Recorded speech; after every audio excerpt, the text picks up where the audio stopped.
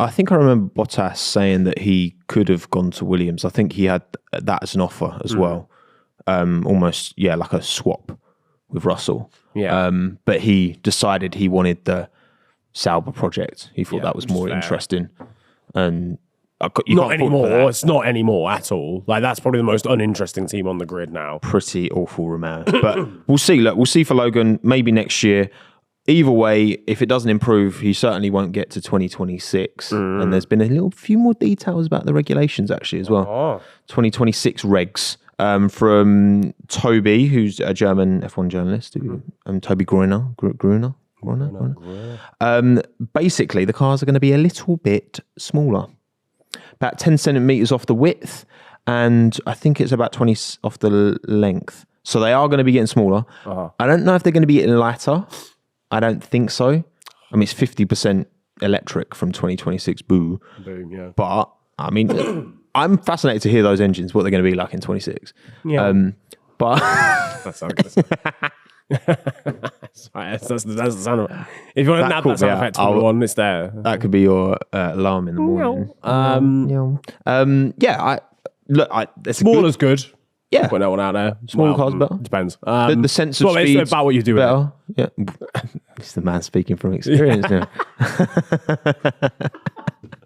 No, listen, lads, all right. Yeah, because just more space.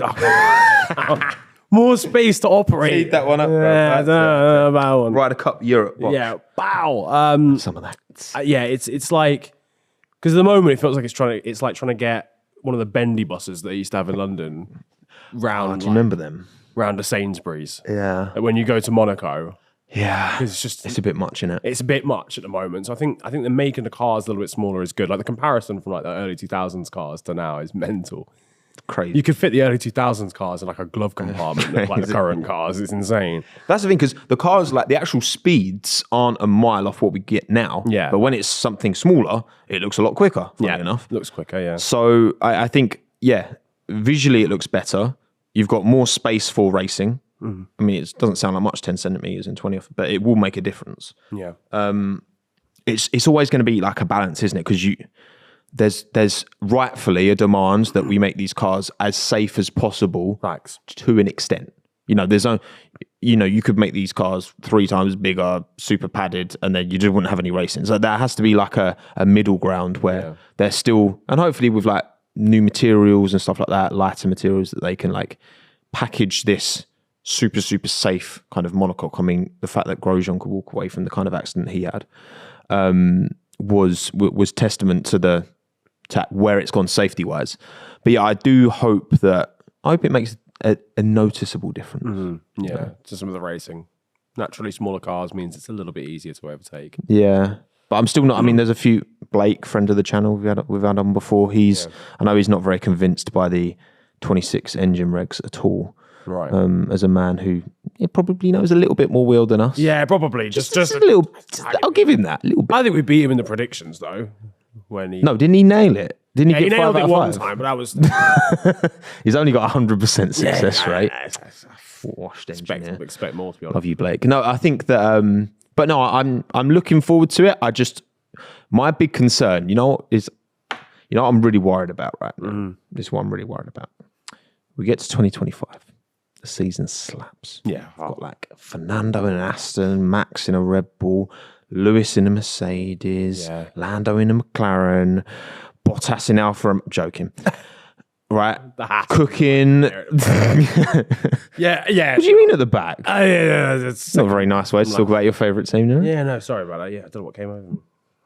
Do all that, banging season, 2026, rules change, back to square one. Yeah. Massive field spread, new engines. Alpine have fucked it because they've got shitty Renault engines. Yep. Did we say we'd hold the Alpine slander? No. We didn't. No, we didn't. They deserve We it. flirted with the idea, but we didn't. That's what I'm concerned about. Yeah, it always feels like, that was 2021, wasn't it? Actually, we got like the best season we've ever had. We had 2 cars actually level at the front with not the crazy. Well, no, there was a bit of a gap actually behind them, but like at least there was a title fight amongst 2 teams. We hadn't seen that for years at that point, like years and years. Obviously, Ferrari got a little bit close, but Mercedes was still probably better. That was like level playing field, like both of them on a par together, right next to each other. And then it just got blown apart again. I am concerned about that as well. Because it usually does take about 3-4 years for everyone to kind of like reconvene. Because do you think the regulations need to change as much as they do? I guess the sport needs to kind of keep up with the times, and that's a big reason for the engine changes. I guess they want to keep things fresh, but I do. The rule change that I never understood in terms of like, I mean, I understood it from like a hybrid turbo, the turbo hybrid era in terms of like being road relevant. Road relevant and trying to be slightly better for the environment and stuff. Totally get that, obviously. But it was so soon after the last regs, and those regs were great. I'm not going to lie. The 2009 to 2012 era, 2013 era, there were a couple of seasons, obviously, where Red Bull dominated. But I don't think we've ever seen a grid that's as interchangeable week on week as that era was. 2012 and 2009 were mental.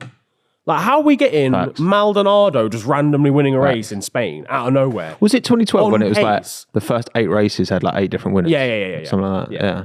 You'd never get that now. Imagine we just rocked up and Pierre Gasly was just suddenly the quickest guy on the grid and just won the race. Yeah. That's basically what it was. And it wasn't just like luck. That's the thing. It was like there was genuine pace. Yeah. So many different cars. No, you're right. And also, around different types of tracks, different teams would be able to exploit their strengths. That's the thing. That's part of the reason why this season has been so dominant as well, is that the Red Bull's quick everywhere. Yeah, quick at everything. It's good at everything. Which we've rarely have. Like, you might have a car that excels, but then gets caught out in these specific tracks. The reason Singapore caught Red Bull out was not because of the shape of the track. It was because of the surface. The bumpy surface. That's what fucked them.